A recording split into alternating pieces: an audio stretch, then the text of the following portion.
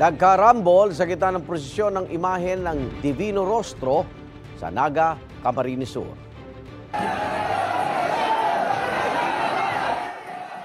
Unang nagtulakan ng dalawang lalaki hanggang umabot na ito sa suntukan. Sinubukang umawat ng ibang naroon pero lalo pang lumala ang tensyon. Iba pang nakisali kasi sa gulo. Makalipas ang ilang minuto ay natigil din ang kaguluhan. Itong Sabado, ginawang prosesyon kasabay ng pagdiriwang ng ika-100 taon ng canonical coronation ng imahe ng Our Lady of Peña Francia. Ayon sa lokal na pamahalaan, di bababa sa 1.2 milyong deboto o boyadores ang dumalo roon. Tatapos ang prosesyon sa Basilica Minore kung saan naman nagsagawa ng misa.